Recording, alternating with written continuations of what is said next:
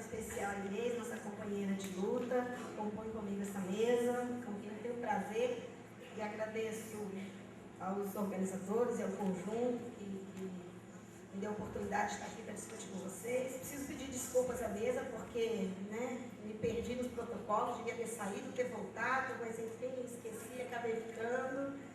Então, pedir desculpas então, ter bagunçado um pouquinho aqui o protocolo da mesa e dizer para vocês que é um prazer, novamente, como eu disse na abertura, estar aqui neste momento discutindo esse tema, crise contemporânea na Seguridade Social, desafios postos aos assistentes sociais à saúde.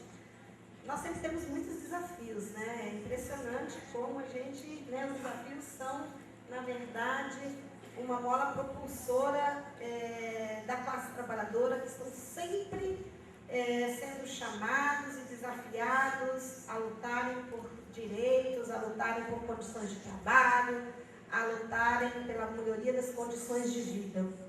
E, neste caso, discutir os nossos desafios no âmbito da saúde e mais amplamente da seguridade social neste momento de crise é um desafio ainda maior. Daí eu acho a importância desse seminário, sem deixar de situar a particularidade de intervenção num determinado espaço profissional, sem descolar isso da realidade onde se insere, onde se move e que apresenta determinações, limitações objetivas e muitas vezes também subjetivas ao exercício profissional. Então, nesse sentido, essa organização desses seminários nacionais, para nós, Conjunto CEPES-CRES, vem sendo muito rico porque ao mesmo tempo que ele particulariza debates sobre o trabalho profissional e, portanto, particularidades de um determinado espaço profissional, uma determinada política social, ele também faz esse movimento de situar aquele espaço profissional, aquela política social, aquele exercício profissional no contexto das relações sociais e econômicas que são determinantes daquele exercício profissional. E nesse sentido, não dá para a gente entender e discutir o trabalho de qualquer profissional, seja do assistente social, seja de qualquer trabalhador ou trabalhadora, e em qualquer política social, sem entender a sua inserção nas condições de trabalho vividas pela classe trabalhadora. Porque não existe uma ilha da fantasia onde nos inserimos e que está imune às determinações mais gerais de organização da sociedade e do trabalho. É a mesma coisa que dizer o Brasil está imune à crise. Nós estamos cotidianamente vendo que isso não é verdade, que a crise bate cotidianamente na nossa porta, na porta dos trabalhadores e trabalhadoras com os quais nós trabalhamos cotidianamente, dos trabalhadores e trabalhadoras com os quais convivemos e que fazem parte das nossas famílias. Então, a mesma coisa é pensar o trabalho profissional, o exercício profissional, os desafios profissionais no contexto onde eles se inserem. E nesse sentido, quando a gente fala de crise atual, eu acho que é importante a gente ter clareza que existem diversas perspectivas de compreensão dessa crise. É claro que o que eu vou colocar aqui é orientada por uma perspectiva. E a perspectiva que estrutura o nosso projeto ético-político profissional.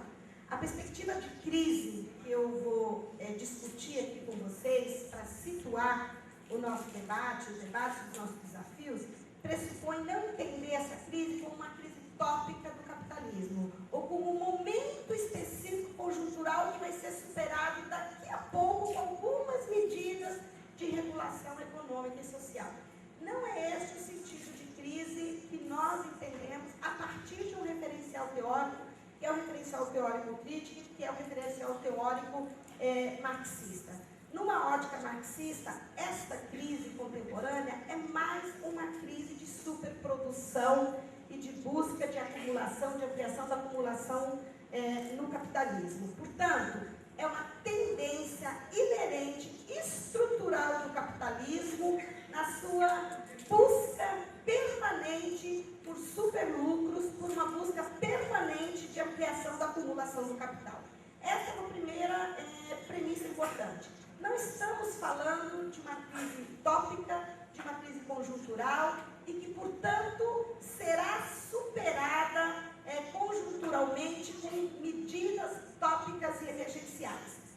o capitalismo, ele vive crises estruturais e vem vivendo ao longo de sua história crises estruturais. As respostas a essas crises estruturais se diferenciam em função do grau de desenvolvimento do capitalismo, se diferenciam em função da forma de organização das forças sociais, se definem em função das formas de constituição e desenvolvimento do Estado. Por isso, as respostas às crises são diferenciadas, mas a natureza da crise é uma natureza do ponto de vista da organização da economia e das relações sociais, uma crise de superprodução, uma crise permanente movida pela busca de superlucros, sem uma correspondente, porque aí é impossível, garantia de acesso a todos à riqueza que é socialmente produzida.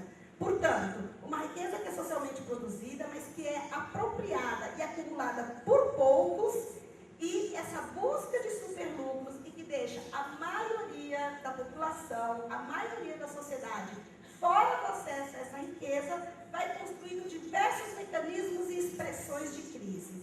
Neste momento, a crise se expressou inicialmente como uma bolha de especulação imobiliária, mas na verdade isso é uma expressão da crise, não é a sua determinação.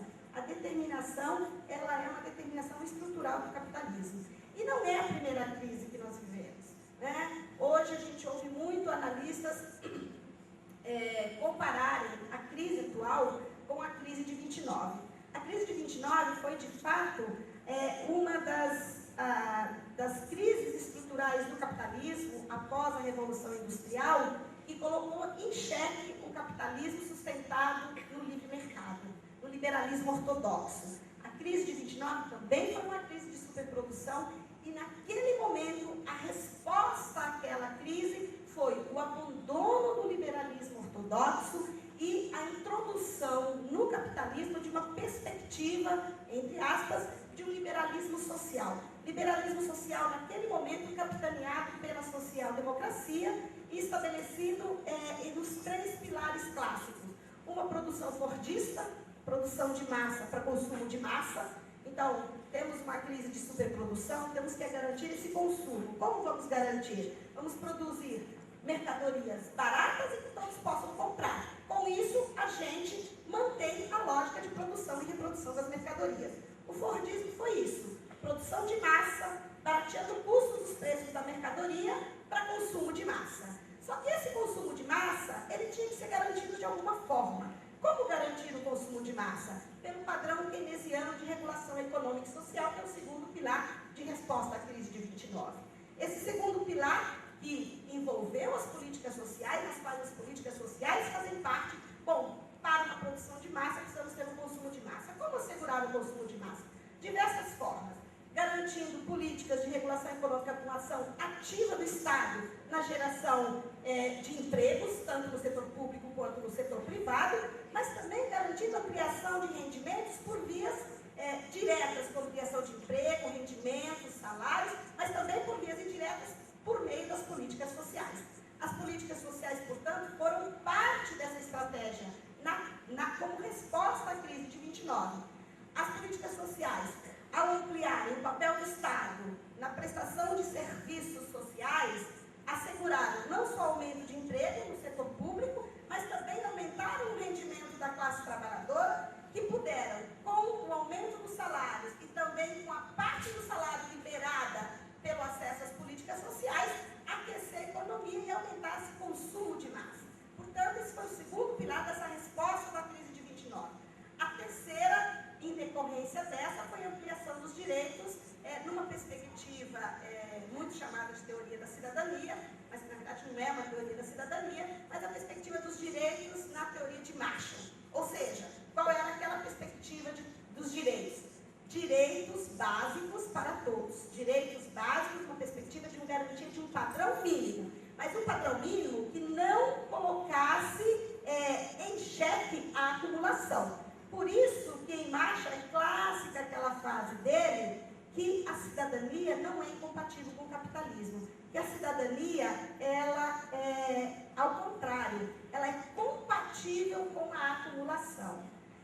Por isso, esse sentido de direitos sociais, implementado a partir da década de 29 e que permitiram a expansão do Estado Social, sobretudo a partir da década de 40 e até a década de 70, foram uma forma de resposta à crise de 29, parametrada pelo fordismo keynesianismo, com a implementação de direitos e políticas sociais. Essa forma de resposta, ela não é uma forma de resposta instituída apenas com concessão da elite. Ela foi uma forma de resposta que se instituiu num determinado padrão de desenvolvimento do capitalismo, mas que só foi possível em função da pressão e da organização das lutas da classe trabalhadora. Porque a proposta é um padrão mínimo. As lutas da classe trabalhadora é que levaram à expansão, após a década de 40, após a Segunda Guerra Mundial, de um padrão universal de políticas sociais nos países capitalistas do centro, né, do mundo capitalista, e ampliaram esse padrão que inicialmente era uma proposta de um padrão mínimo. Então, a universalidade das políticas, a ampliação dos direitos, se deu neste confronto de lutas entre uma determinada perspectiva social-democrática de estabelecimento dessas respostas, mas uma luta coletiva, organizada da classe trabalhadora para ampliação desses direitos e melhoria das condições de vida e de trabalho. E daí uma reflexão que eu acho muito importante, que eu acho que é muito pertinente hoje, quando às vezes a gente vive ouvindo isso. Bom, mas o projeto ético-político defende a superação da sociedade capitalista, mas defende direitos sociais e direitos sociais são capitalistas. Direitos sociais, esses direitos sociais são capitalistas sim, mas defender a ampliação dos direitos sociais no capitalismo não é trair o projeto ético-político, é criar as condições materiais de garantia e melhoria das condições de vida. Marx, ao analisar as primeiras legislações, conquistas de redução da jornada de trabalho na Inglaterra, no século XIX, ele dizia: a conquista desses direitos pela classe trabalhadora não acaba com o capitalismo, não possibilita a superação do capitalismo, mas todo ganho do trabalho impõe limites ao ganho do capital. E nesse sentido, a ampliação dos direitos no interior dessa resposta à crise de 29, ela foi um ganho do trabalho e impôs limites aos ganhos do capital. Mas este processo, como todo processo social, ele é preenche de contradições. E essas conquistas da classe trabalhadora, elas também impuseram uma redução dos lucros no âmbito do capital. E uma nova crise, várias pequenas crises foram entre a década de 29, em 1929 e a década, no final da década de 60, se desenvolveram. Mas, novamente, em 69 e 73, uma nova grande crise estrutural assola o capitalismo. E, novamente, uma crise de superprodução.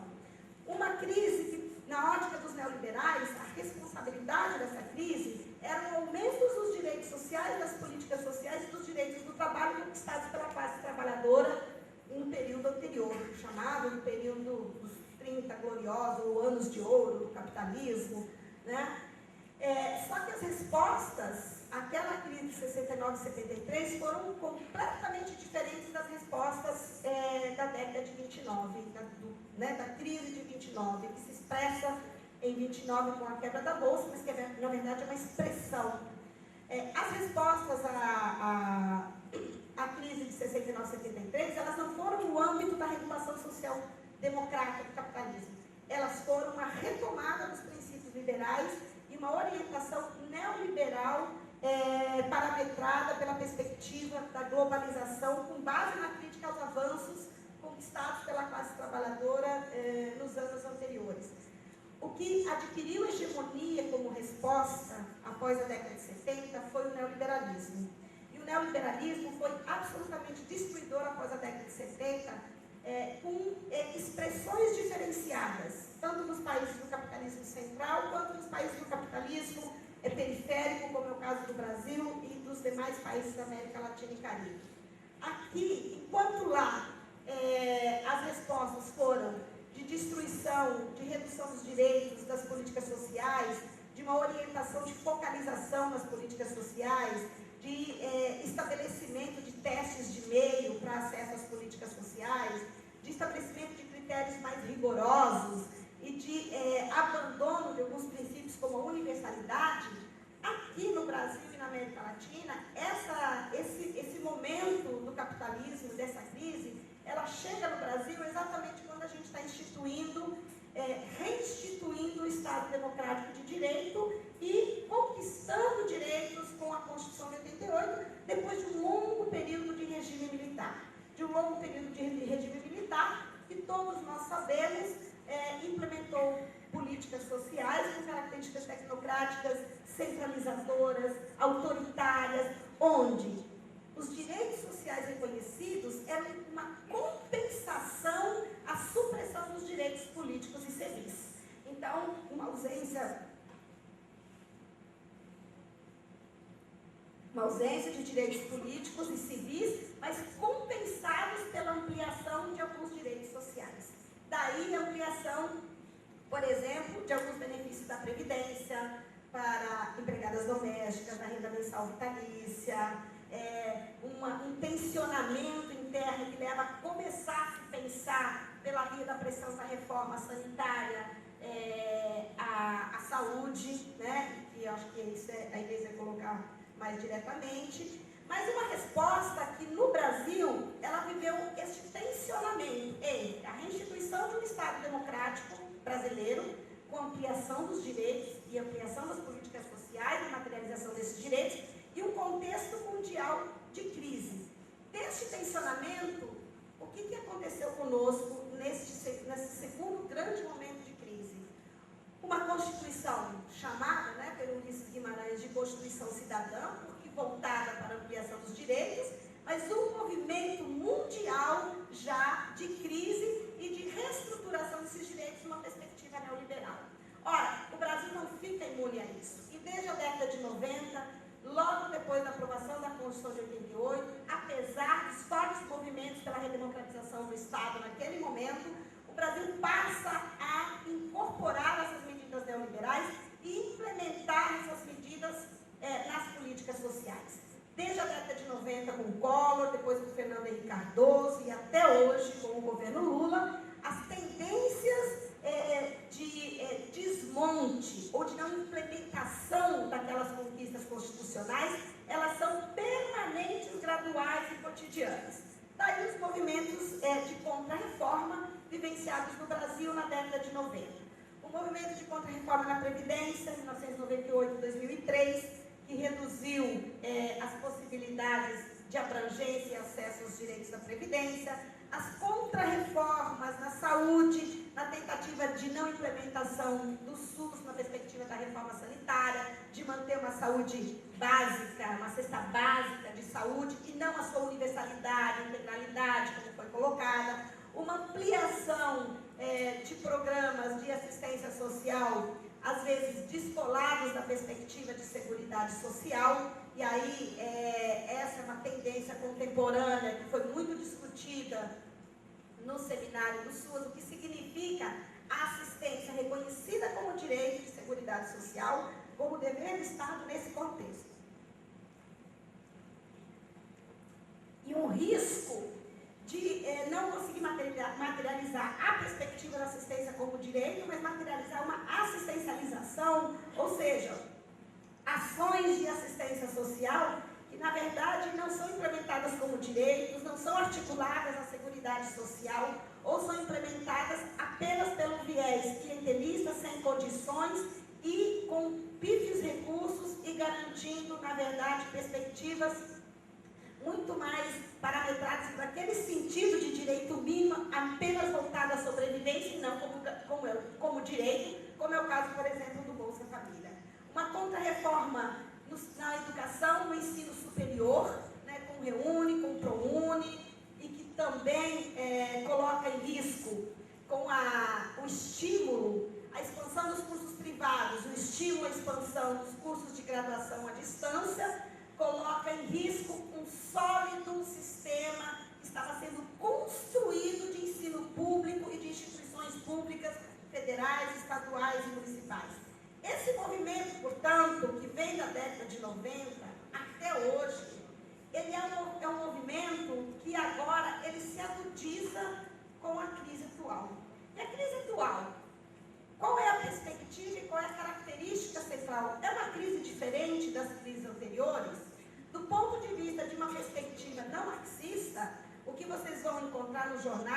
análises que estão nos jornais, é que essa é apenas mais uma crise cíclica do capitalismo. Essa é apenas mais uma crise tópica, que vai ser superada, e aí as medidas e as respostas variam de acordo com a abordagem. Até os liberais mais ortodoxos agora viraram keynesianos. É impressionante. Mas até aqueles que defendiam o consenso de Washington, que foi aquela resposta à crise da década de 73, agora estão reconhecendo o Fórum Social Econômico, Fórum Social Mundial, fomos lá falar de outra coisa, mas o Fórum Econômico Mundial de Davos, os próprios ministros de Planejamento e Economia dos países capitalistas, do centro dos países da Europa Ocidental, dos Estados Unidos, do Brasil e da América Latina, enfim, conseguiram chegar a um único acordo. De fato, aquelas medidas orientadas pelo consenso de Washington, que foram aquela receita amarga, que foi a resposta à crise de 73, não deu certo. Então, esse é o único reconhecimento. A partir de agora, o que fazer? De modo muito cínico, as respostas agora se voltam para uma tentativa de recuperação, não daquela trilogia que respondeu à crise da década de 70, mas de uma parcial resposta onde o Estado sai em socorro dos bancos, sai em socorro das empresas para garantir, mas aí o princípio é o mesmo, para garantir novamente o consumo, para assegurar a produção. Não por acaso, as medidas vivenciadas no Brasil fazem parte dessa estratégia, né? Os descontos nos carros do IPI, os chamados descontos nas mercadorias brancas, tentativa de novo de produção de massa para consumo de massa. Você pode chegar e comprar uma geladeira, um fogão, ou seja, os bens duráveis daquela regulação keynesiano-fordista tentando ser retomadas agora. Mas retomadas de que forma? Pela utilização do fundo público, pela utilização do orçamento público sendo investido na economia para salvar as empresas e os bancos capitalistas. Essa é a resposta hoje nessa perspectiva.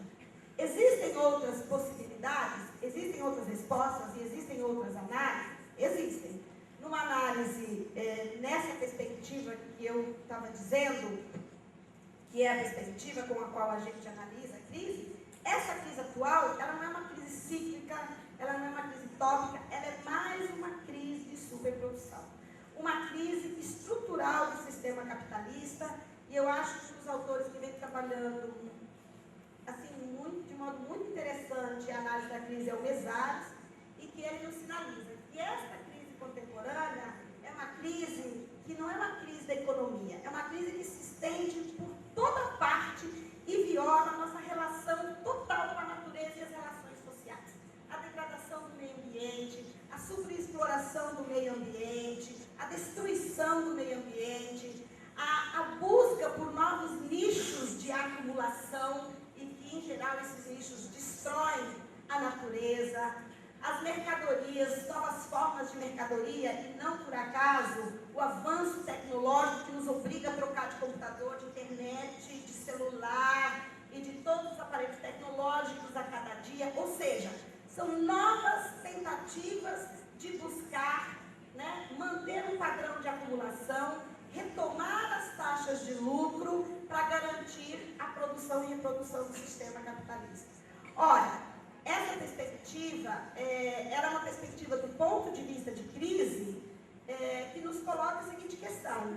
Aquela resposta keynesiana, aquela resposta de regulação social keynesiana, ela é uma resposta que vai fazer fácil, vai permitir uma recomposição desta crise atual? De acordo com uma perspectiva marxista, não. Não existe possibilidade hoje de retomada de uma resposta fordista keynesiana como a década de 30 após a crise de 29. É possível uma resposta nos moldes neoliberais, que foi a resposta da década de 70? Numa perspectiva de análise marxista, também não. Também não. Por quê? Porque numa perspectiva de análise marxista que trabalha com a contradição do capital e a contradição do capitalismo, não há mais espaço na sociedade para a agudização daquilo que a mundialização do capital, daquilo que o neoliberalismo provocou. Uma taxa de desemprego das mais altas do mundo, um empobrecimento da população mundial das mais altas do mundo e uma perspectiva de efeitos e consequências dessa crise extremamente sombrias.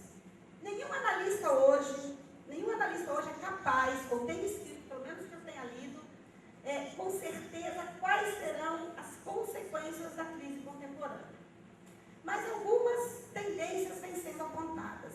Eu sinalizei no seminário SUS e queria retomar aqui rapidamente as tendências que me chamaram muita atenção de um relatório publicado pelo Departamento de Trabalho e Emprego dos Estados Unidos. Portanto, uma análise de tendência, digamos assim, que não pode nem ser chamada de tendenciosa, do ponto de vista ideológico, de uma análise marxista.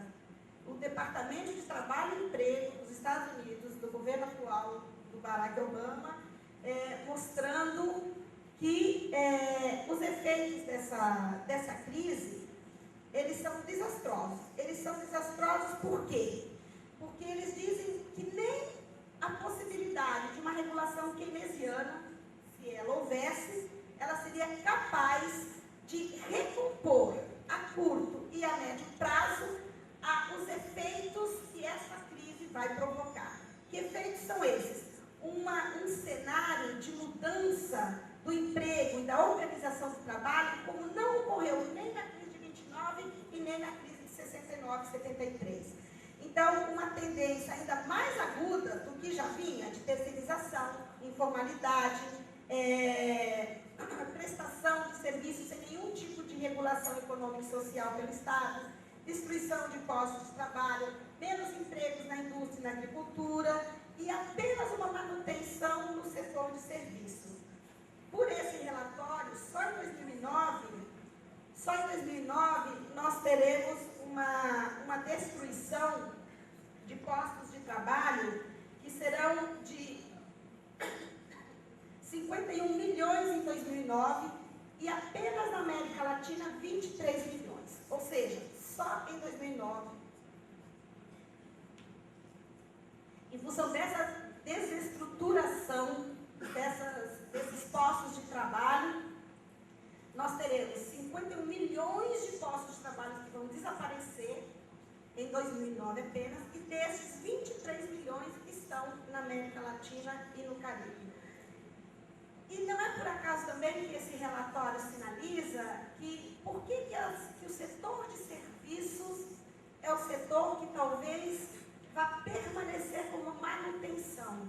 Porque o setor de serviços vai ser muito demandado para construir respostas a essa condição de aumento da pobreza, de pauperismo, de desemprego.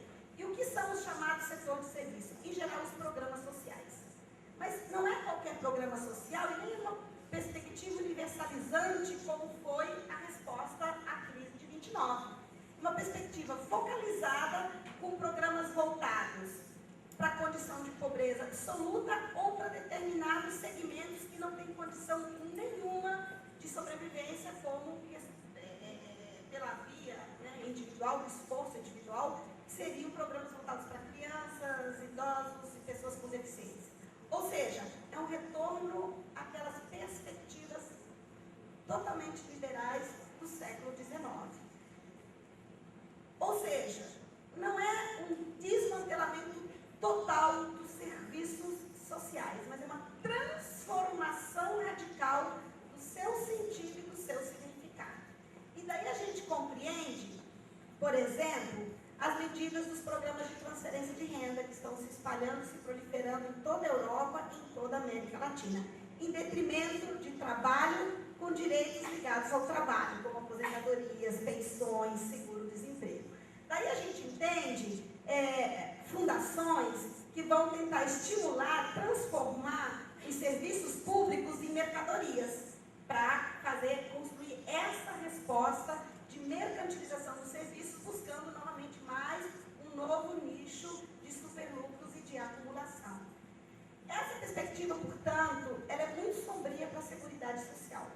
mais sombria do que a gente já vem enfrentando. Eu não tenho, assim, infelizmente, otimismo nenhum do ponto de vista da análise da realidade do que se coloca objetivamente. Destruição de postos de trabalho significa, em corolário, redução do acesso a uma das políticas da Previdência, da Seguridade Social, que é a Previdência. Porque em todo o mundo e no Brasil, a Previdência é vinculada à ocupação do trabalho ou o pagamento como segurado especial ou como, né, autônomo da Seguridade Social. Se você não tem emprego, se você não contribui, você não vai ter acesso à Previdência, à aposentadoria. Se nós já temos hoje metade da população economicamente ativa que não tem acesso à Previdência porque não tem acesso ao emprego estável, a tendência é que esse número aumente. Do ponto de vista da saúde, eu acho que as tendências vão ser muito discutidas aqui, mas a tendência apontada, só para finalizar globalmente, é a restrição aos sistemas universais e a mercantilização para criar esse padrão de acumulação e esse mercado de consumo, né, num novo nicho, que é o nicho de uma política que garantia o serviço como direito e passa a garantir como mercadoria, que passa a ser vendida. Portanto, que vai demandar um consumidor e, portanto, vai criar um novo espaço de produção de mercadoria.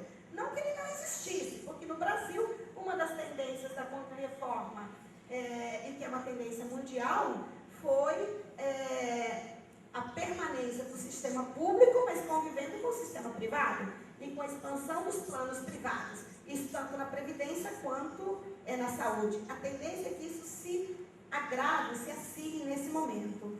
E no âmbito da assistência social, a tendência é a ampliação dos programas tópicos, circunstanciais, com caráter assistencialista, para fazer face a essa população que não tem condições de se inserir no mercado e garantir a própria sobrevivência. Nesse cenário, e que parece absolutamente sem perspectiva e sem saída, e a gente está falando aqui também de possibilidades, eu acho que pensar isso, ou analisar as coisas realmente, da forma como elas se colocam objetivamente, significa desesperança, não nem gosto desse termo, significa um conformismo, não há possibilidade de alteração desse quadro? Não, não acredito nisso. Não acredito nisso porque se a gente olha para a história ela é feita de luta de classes. A história ela é feita de confronto de posições. A história ela é palco de ação coletiva de posições completamente antagônicas. E foi olhando para a história que a gente percebe que as respostas na década a crise da década de 29 foram respostas em função da luta e da organização da classe trabalhadora que levaram à melhoria de condições de vida. Não levaram à superação do capitalismo, mas levaram em muito à garantia e ampliação dos direitos. As respostas da década de 70 foram reformas que hegemonicamente provocaram alguma destruição, ou alguma restrição, ou alguma redução dos direitos das políticas, mas não um completo desmantelamento. Isso se deu pela luta da classe trabalhadora no campo da resistência. Portanto, se nós falamos hoje de desafios, seja na saúde, seja na seguridade, em todos os espaços de política social, eu acho que os nossos desafios são, primeiro, entender a história como esse espaço contraditório de lutas. Esse espaço contraditório de confronto de forças sociais e que o resultado dele está completamente em aberto. A história é uma hemorragia de sentidos. A gente não sabe o sentido dessa condição e do que ela vai provocar objetivamente e também do ponto de vista das forças sociais. Portanto, numa perspectiva de autores, na perspectiva teórico-crítica fundada no marxismo, a resposta a essa crise ela não vai se dar nem por saídas neoliberais, mas uma possibilidade de organização da classe trabalhadora, uma possibilidade de rearticulação das forças sociais de resistência para fazer face e construir uma história que não seja nem a resposta neoliberal da década de 70 e nem a resposta apenas dos limites da social-democracia da década de 40. São possibilidades históricas, possibilidades que têm que ser construídas na luta histórica e coletiva. E a construção dessas possibilidades na luta histórica coletiva pressupõe de nós algumas atitudes individuais e coletivas, como sujeitos individuais e coletivos. Primeiro, acreditar nas possibilidades históricas de transformação da sociedade. Eu acho que esse é o primeiro desafio. Se a gente não acredita na possibilidade histórica de organização, de resistência, de enfrentamento e de transformação, a gente de cara já está dando por vencida a luta e a uma determinada perspectiva, uma determinada saída. Porque o conformismo é o pai e a mãe de toda a manutenção de um determinado patamar de situação. Então, eu acho que o primeiro desafio nosso é nos mantermos firmes naquilo que está como princípio do projeto ético-político, de mantermos essa nossa visão histórico-processual da realidade e acreditar que quem faz a luta são os sujeitos coletivos individuais a se inserirem nas lutas mais gerais da classe trabalhadora. Eu acho que um segundo desafio, e que tem relação com esse, é entender que, nessa perspectiva, compreender que não existe um limite imutável para o descobrimento da igualdade, da desigualdade e para a sua superação. Que as desigualdades, elas se deslocam, elas se suprimem novamente, elas se recompõem, e que explorar as contradições internas de cada fenômeno e fazer dessas contradições patamares de luta coletiva é fundamental. Portanto, compreender qual é a contradição presente nessa condição de crise atual e construir uma resposta que explore essas contradições e, ao explorar essas contradições, construa um patamar de superação da crise, que não seja nem pelo viés neoliberal e nem pelo viés social-democrático. Eu acho que isso pressupõe o fortalecimento das lutas da classe trabalhadora. Eu acho que isso é um pressuposto. Portanto, para finalizar, porque o meu tempo acabou, eu acho que do ponto, se a gente, e eu queria deixar mais a discussão da saúde e da seguridade, mas a gente volta a isso no debate, eu acho que se no nosso projeto ético-político, no nosso código de ética, um dos nossos compromissos éticos é com a melhoria da qualidade dos serviços prestados aos usuários, no sentido do seu fortalecimento como sujeito individual e coletivo, eu acho que esse é um desafio, a partir dessa relação que nós temos cotidiana com a classe trabalhadora, de fortalecer esses espaços, tanto de organização política, quanto de acesso a bens e serviços, como espaços de resistência.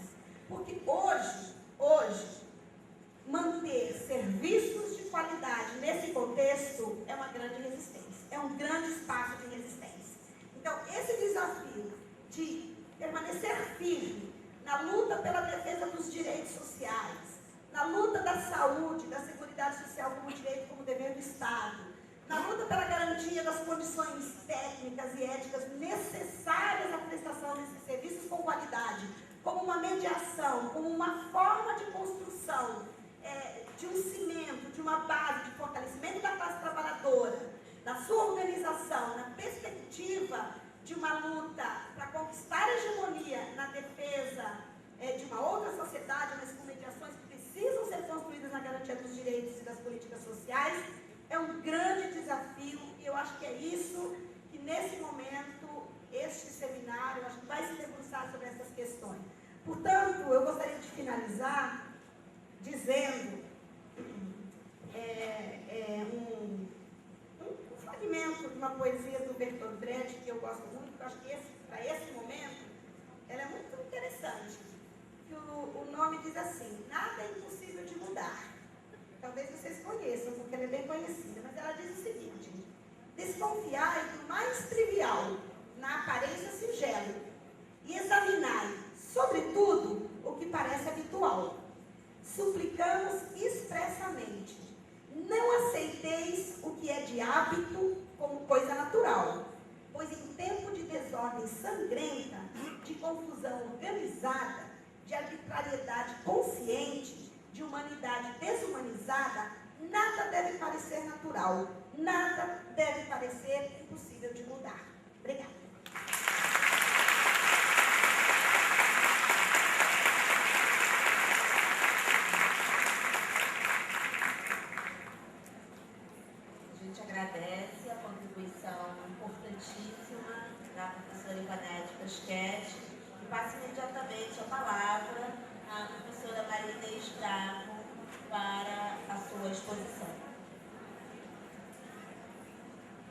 queria saudar os participantes, colocar a importância desse seminário, como a Ivanete já ressaltou na sua fala, nesta conjuntura, os desafios que estão postos, parabenizar o conjunto CETES-CRES pelo vários eventos este ano e parabenizar, inclusive, a fala da Ivanete, seguindo em frente, tentando aí mediar e discutir a saúde e o serviço social dentro desse contexto, dentro dos desafios que estão colocados para a gente e na perspectiva de, numa análise pessimista, mas com o otimismo da vontade na luta aí que nós temos que travar.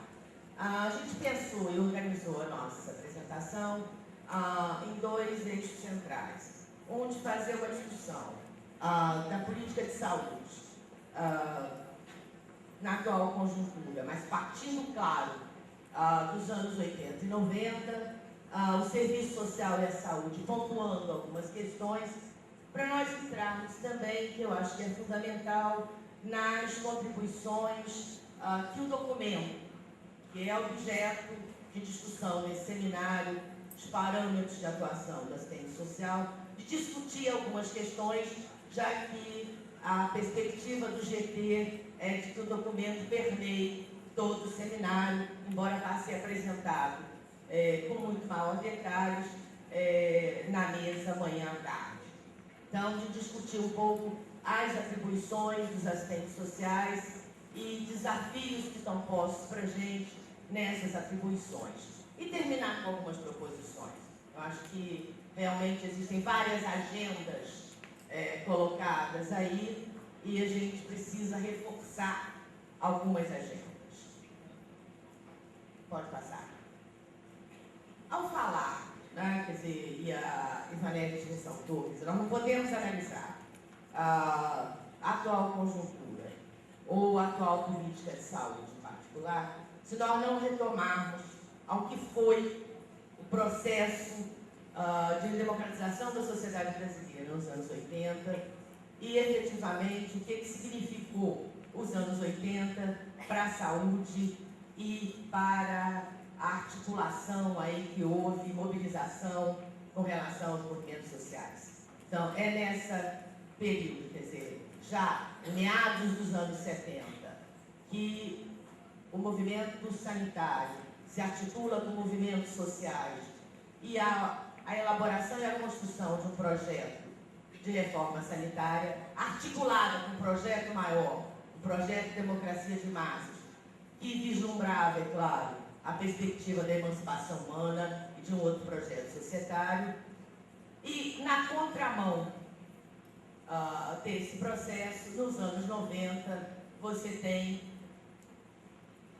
o curso das contrarreformas e a política de ajuste, a política neoliberal e na saúde, efetivamente, a sua repercussão através de um outro projeto sendo construído, o projeto aí privatista, retomado a privatização, como bem ressaltou Ivanete, da ditadura do grande capital, na época de 64 e 74, mas com uma outra roupagem, uma outra articulação com o mercado, que é aí que a gente chama de projeto privatista, ou projeto aí de articulação com o mercado nos anos 90.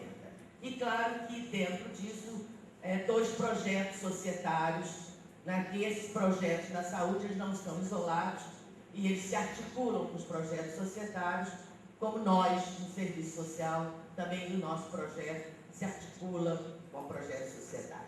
Pode passar. E aí, bem rapidamente, mas eu acho que é importante frisar as diferenças marcantes entre esses dois projetos. O que significou e a importância do projeto de reforma sanitária construído naquele momento. Eu acho que é importante frisar, e depois a gente vai fazer algumas considerações do que está sendo o projeto de reforma sanitária atual, mas o que significou de importância naquele momento o projeto de reforma sanitária. Então, não só, né, a discussão do Sistema Único de Saúde, o SUS, mas o projeto de reforma sanitária é muito maior do que o SUS.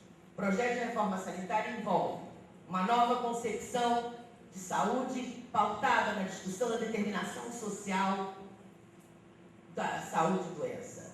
Envolve um financiamento efetivo, envolve a intersetorialidade através da necessidade de outras reformas sociais. Ou seja, a saúde sendo vista com melhores condições de vida e de trabalho, ela impõe necessidades de reformas setoriais, de articulação setorial, e aí a importância da construção da Seguridade Social naquele momento, embora não a Seguridade Social defendida pela categoria, defendida pelo Conjunto Santa-Estresse, a partir da Carta de Maceió, que é uma Seguridade Social muito mais alargada, envolvendo outras políticas, mas a Seguridade Social colocada na Constituição foi a Seguridade possível naquele momento, a partir da luta de classe, a partir das contradições que estavam colocadas.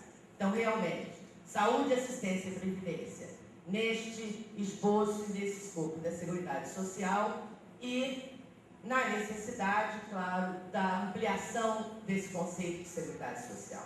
Então, é nesta perspectiva que o projeto de reforma sanitária se insere, colocando, inclusive, a partir de alguns militantes, a partir do movimento social, de que a saúde, pelo seu grau de mobilização, poderia iniciar um processo aí mais amplo de reformas sociais no país.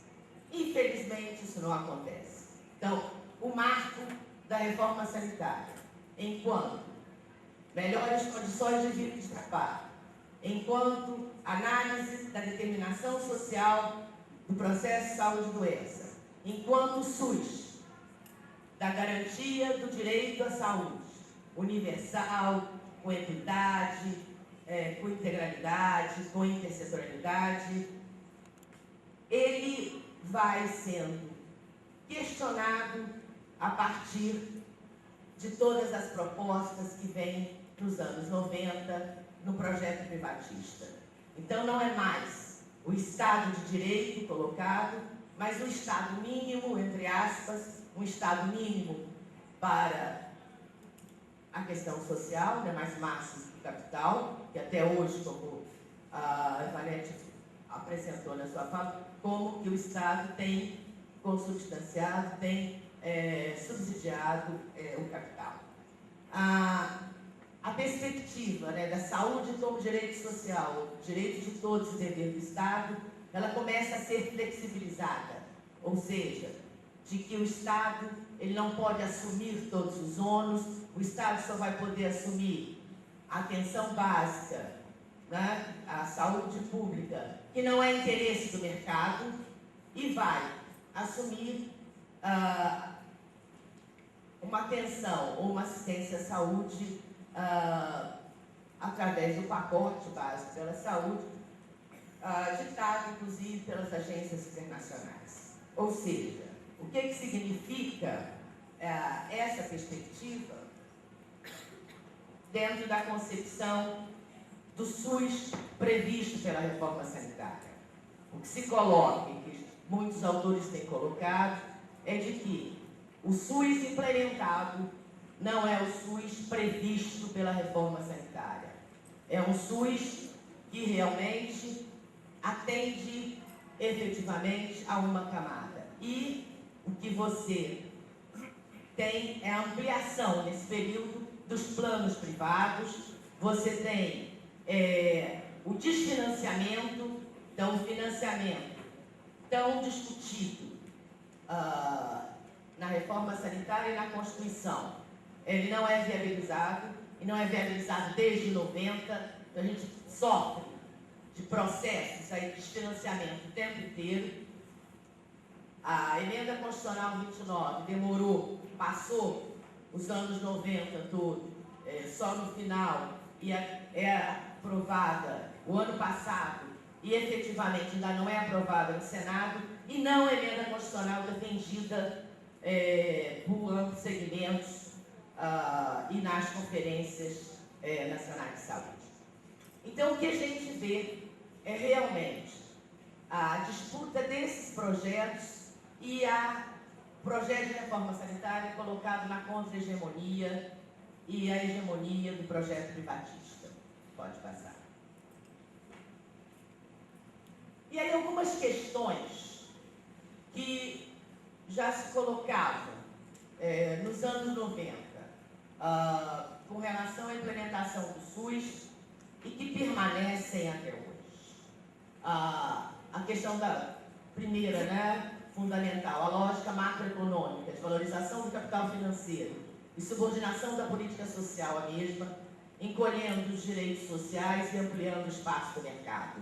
Então, você vê essa questão e aparecendo em uma das agendas, um dos pontos da agenda do Conselho Nacional de Saúde, que eu acho que é fundamental, é discutir o que significa esse complexo médico-industrial que está sendo colocado aí no debate. A questão segunda é a falta de viabilização da concepção de seguridade social.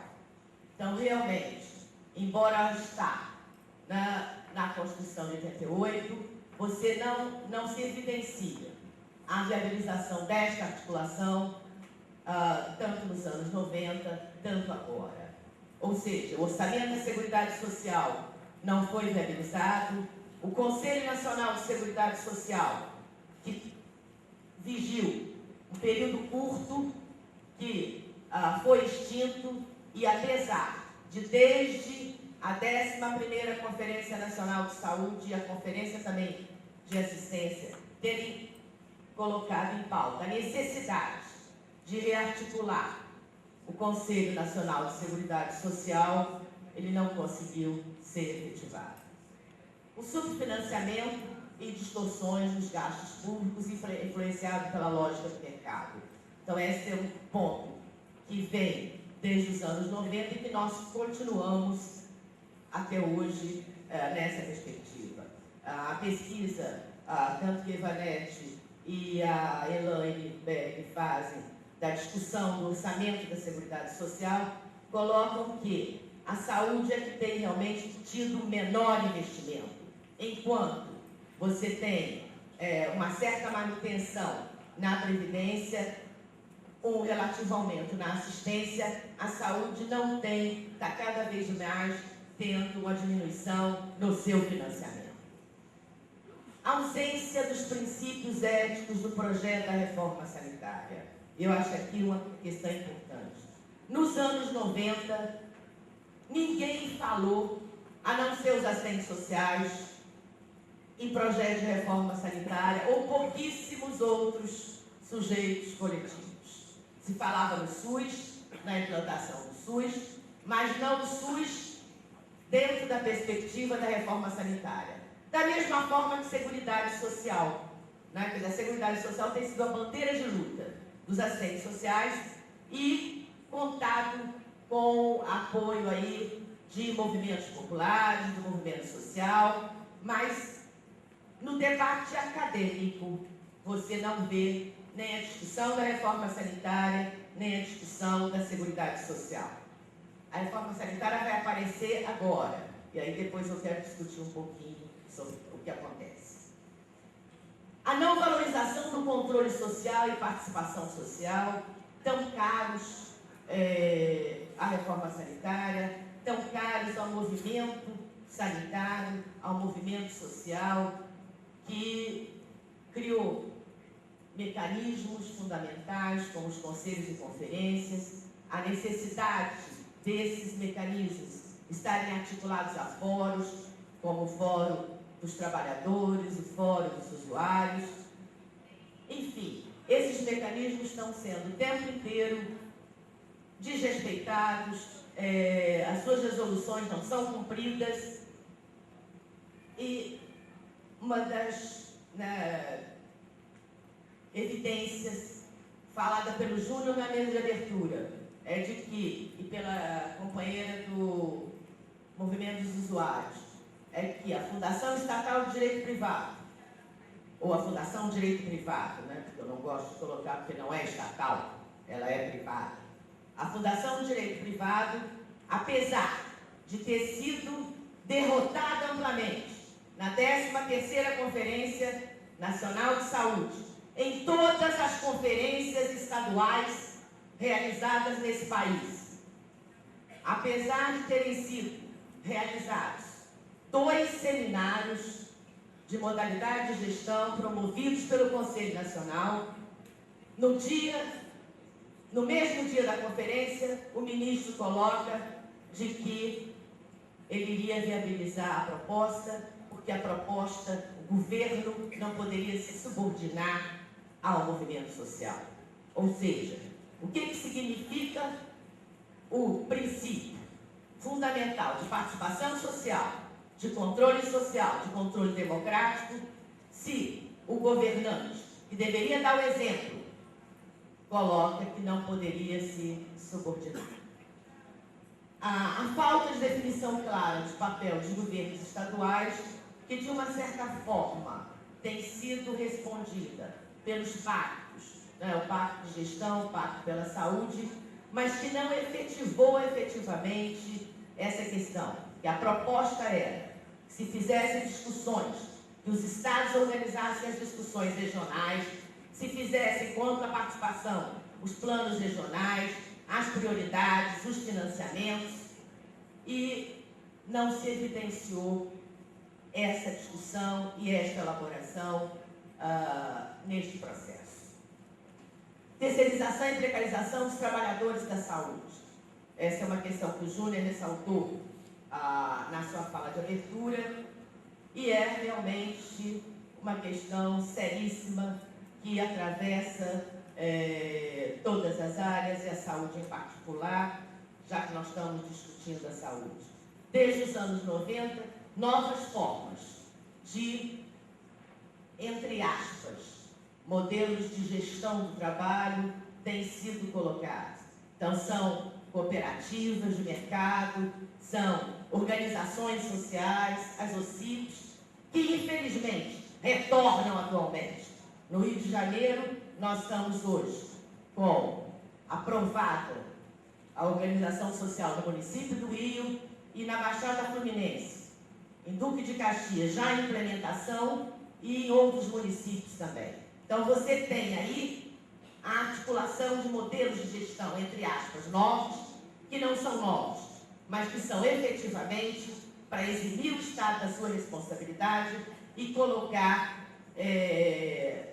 na mão ou de organizações sociais ou de grupos que vão privatizar o Estado por dentro a partir da perspectiva das fundações, que será discutida numa mesa com maior ênfase, etc., que seria a professora Sara Graham.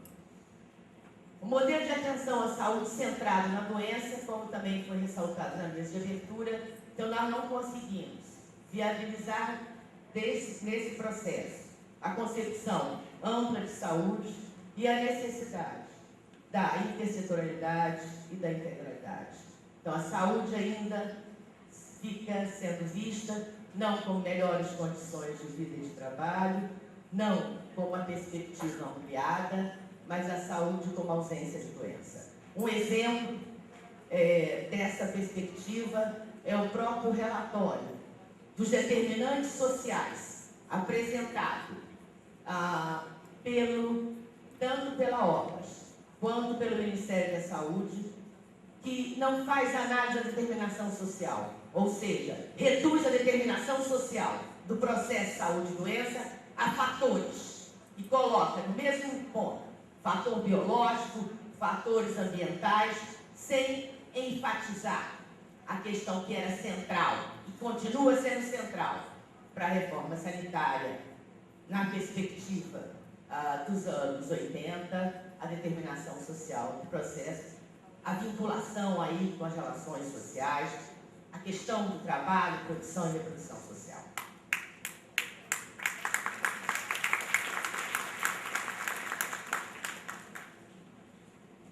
O modelo de gestão vertical, burocratizado, terceirizado, com ênfase na privatização. depois a gente vai ressaltar, porque o que se coloca é de que nós não temos proposta para gestão. E aí apresenta-se a proposta. Nós temos propostas sim. E tem sido construída nesse processo, e principalmente, eu vejo, os 2 seminários organizados pelo Conselho Nacional de Saúde tiraram propostas a partir, inclusive, do que já vinha sendo discutido desde os anos 80 com relação à gestão. Pode passar. 15 minutos só? Nossa Senhora, então tem que correr. Eu ia passar rapidamente aí com relação aos 2 mandatos do Lula, muito rapidamente. No primeiro, com relação à saúde, e vou tentar aí.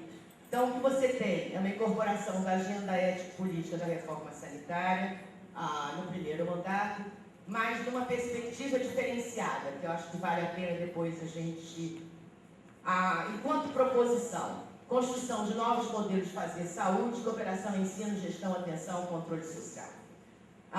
No primeiro mandato, o Ministério da Saúde passou por 3 gestões, mas essas proposições colocando cada no seu início e se colocava numa perspectiva do retorno do projeto de reforma sanitária.